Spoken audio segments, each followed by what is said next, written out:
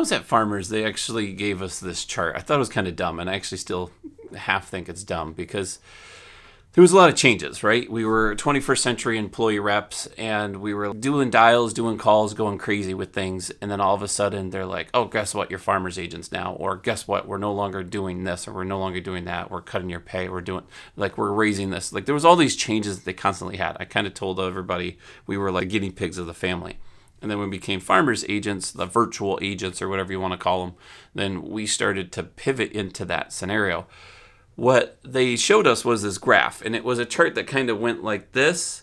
So if you have ever seen it, I don't remember what it's called. I tried to Google it, couldn't find it, but it makes sense. So it's basically the path of an agent or employee, so to speak, in the market, in a company, a larger company. And I wanted to go through that a little bit to kind of show you I followed some of that path, but I broke out of it, and there's ways to break out of those bad cycles that they show you.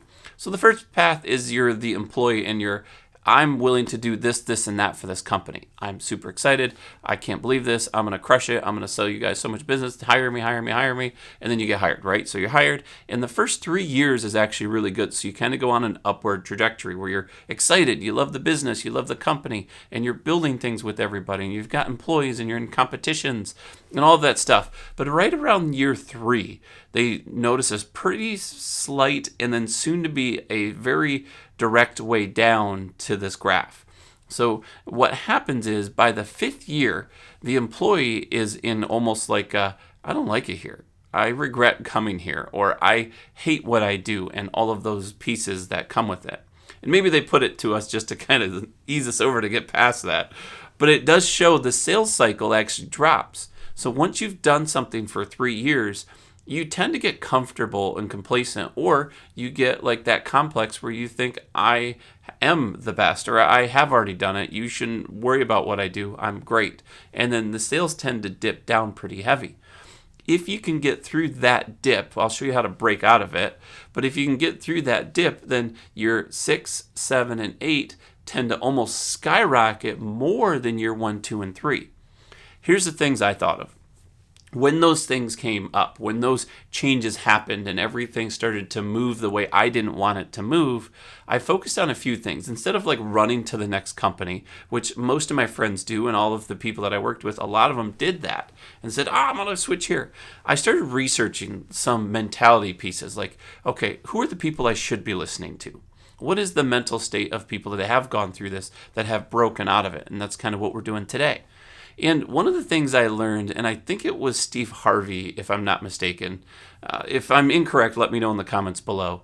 But he said, one of the things that I realized was you have to run towards something. You can never run away from something because it's that grass is greener on the other side mentality. You're going to hate that next something more often than not. You might luck out and love it, but you're probably going to hate that just as much. That sits true with me today. When I hire people, I say, are you leaving a company because you hate it and you just got to get out of it? Or are you leaving because you want a career in this industry and you want to grow it? If you're running away from something, it's not going to work. If you're running towards a growth and a plan and an income and all of the things that you want to build, then great, welcome, you're in the right place. And that was the one thing that made me stay longer. I actually said, okay, let me stick this out and just see where it goes, because I don't want to run away, because I hate all the things that they're doing and the changes that they made and all of those things. But I don't want to leave because I just want it easier for me. In that scenario, that almost made that mental shift or mindset where I almost broke out of the thought, like I kind of gave up on the, hey, why am I holding back? Why am I doing so much worse? Because if you're going to go somewhere else, wouldn't you want to go there when you're shining? And so why not shine and explode? Yeah, you're given the company that you supposedly hate, or the one you loved 3 years ago and now hate today, but you're showing up for you. And you may notice that things will change when your mental state changes in that scenario. The other thing that I did for myself was I thought back to day one. When I was there on day one, my goals actually didn't align with them, which is why I left, is because my day one goal was I wanted to be a CEO. I wanted to be someone up there. And in the farmer's world, at least at the time, I'm assuming it's the same or similar, you can only go so far unless you have a specific degree. And they're heavy on education, which is great. Like, I get it. They want you to be knowledgeable. But honestly, education most times if you're getting a degree, is just showing that you can stick to one thing and do it. You could have an art degree and they promote somebody above you, and it's like, come on. It's because they showed that they're willing to do the work and stick it out. That's the reason the degree, at least in my position, was better. And so I got a little bit frustrated with people getting hired over me where I couldn't achieve the goals that I wanted. In that case, I had to leave not because I was running away, but because the opportunity wasn't there. I had to look back in the downside. Now, this was actually about 7 years in is when I decided to leave. The down part where we were getting in the dip of the 3 to 5 year, I actually looked back and said, okay, what was my commitment? Yes, I committed to wanting to be at these levels in this thing, but I decided that I'd committed. What changed? And in my case, farmers didn't change. They changed a lot of rules and guidelines and some of the pay, and that was frustrating, but they didn't actually change what they told me to do. They wanted me to do a specific job. I was happy to do it, excited to do it, and I was like, why am I not doing what I said 3 years ago? And I've gotten too complacent and almost like a superiority complex to where I felt like I deserved more. And I was paid for what I did. In that scenario, that helped me realize, like, not necessarily knock myself down, but understand that that's what I accepted. Actually, I've got it. I got one of my background savers that said, you chose this. And it wasn't that I'm telling myself that you're an idiot, that you chose something. It was that I was telling myself, you chose to go this route.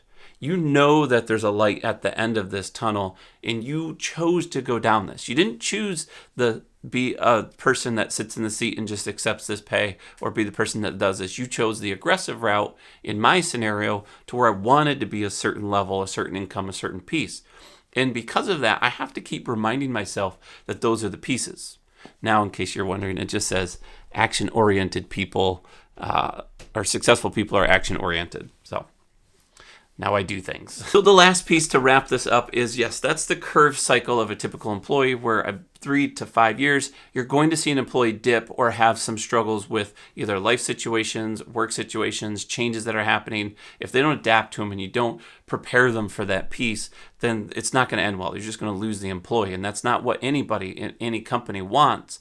The top of that curve is where I decided to leave because of looking back at that. I no longer was leaving because I was running away from the problems they created. I left because they couldn't give me the opportunity for the career goals that I had in play. We didn't align.